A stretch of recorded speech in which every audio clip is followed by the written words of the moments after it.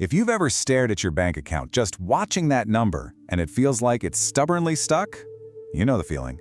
That first big savings goal, that first $1,000, can feel just about as achievable as climbing Mount Everest in your slippers. So let's get into why this one particular milestone feels so monumentally difficult. It's a really strange paradox, isn't it? I mean, logically, saving another $1,000 should be just as hard as the first. But so many of us find that once you break that initial barrier, the momentum just completely shifts. Well, the reason isn't really about math, it's all about psychology. And understanding that is the absolute key to breaking the cycle for good. And this is the whole shebang right here. The struggle to save, it's not a personal failing. It's not about a lack of willpower. It's a flat-out battle against your own brain's ancient programming. Think of it like this. The software running in your head was designed for a totally different world. And honestly, it's actively working against your modern financial goals. Okay, so let's get into these hidden traps. Your brain, for millions of years, has prioritized one thing: immediate survival and gratification. And back then, that was a great strategy. Grab the berries now because tomorrow isn't guaranteed. But in today's world, that same instinct can be financially disastrous. Neuroscientists actually have a term for this. It's called temporal discounting. Now, that's just a fancy way of saying your brain is wired to get super excited about a reward you can have right now. But a reward in a distant future, even if it's way bigger, it just feels abstract and not nearly as valuable. And this is a perfect example of it in action. That immediate pleasure of a great meal out tonight, it feels real, it feels tangible. Saving that same $50 for some abstract future version of you? Your brain just sees it as deprivation. It's a gut feeling, not a rational choice. And then there's this truly bizarre thing our brains do. As your savings account starts to grow, say it gets to $800 or $900, your brain doesn't see a victory. Oh no, it sees a pile of unused resources, and it starts sounding alarms. It whispers things like, hey, your car could really use new tires, or you've worked so hard, you totally deserve a vacation. It's just your prehistoric brain trying to use the resources before they vanish. Oh, and the mind games don't stop there. You've got the house money effect, which is why a tax refund feels like play money compared to your regular paycheck. Then there's the classic celebration trap, where you reward yourself for saving $500 by spending $100, totally killing your momentum. And on top of all that, you have these deep-seated money scripts from your childhood that might be subconsciously telling you that you're just not the type of person who builds wealth. But here's where the story gets really, really good. Once you finally overcome that initial battle and hit that first milestone, something almost magical happens. The exact same psychological forces that were working against you suddenly do a 180 and start working for you. The key to this whole flip is a concept called self-efficacy. See, when you have $0 saved, the idea of having thousands feels impossible, so your brain doesn't even really try. It just lacks the fundamental belief that the goal is even achievable. But that first $1,000, that's not just money. That is tangible proof. It's called hard evidence that you can do it. This one single achievement literally rewrites your internal story.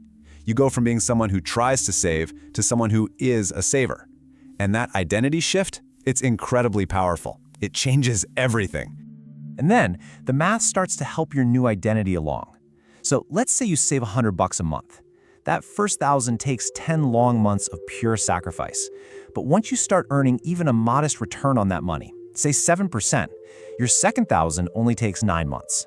By the time you're saving your 10,000, it takes less than 6 months. Your money is now your teammate, working right alongside you. All right, let's make that momentum even more concrete. I want you to just look at this number for a second. $700. Now, it might not seem like a life-changing amount on its own, but what this number represents, well, that's the whole point. This is the moment the game changes in your favor. That's roughly how much your $10,000 in savings can earn you in a single year, all by itself. You're doing nothing. That's like getting 7 months of your $100 contributions for free. When you actually see that happening, savings stops feeling like deprivation and starts feeling like a game you are absolutely winning. It becomes addictive. So, knowing all this, how do we actually win the battle? Well, the secret isn't just more willpower. We already know that's a flawed strategy. The secret is to build smart systems that actually outmaneuver your brain's ancient, glitchy instincts. This slide shows it perfectly. Let's look at Jake versus Marcus.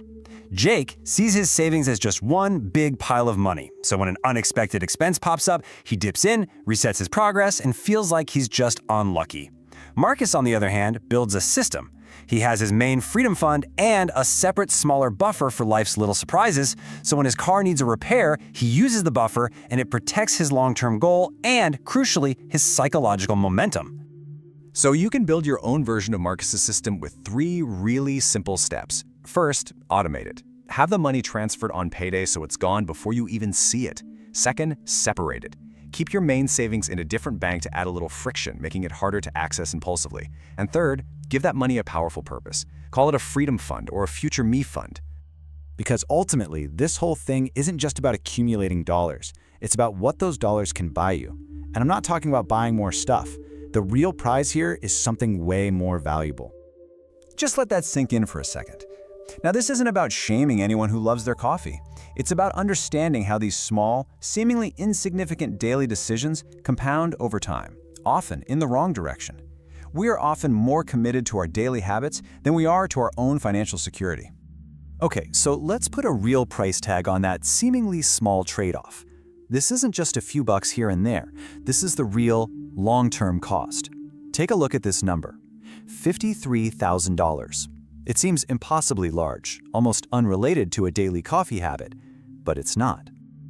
That's the opportunity cost.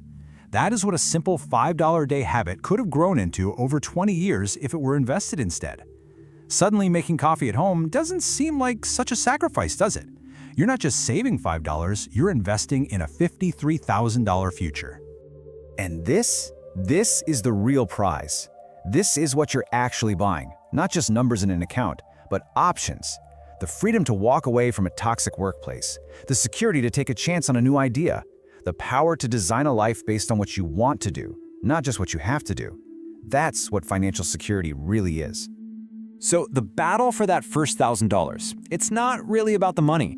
It's about proving to yourself that you are capable of building a better future. It's about winning the fight against your own ancient programming. Your future self is waiting for you. They're counting on you to win that fight, starting today.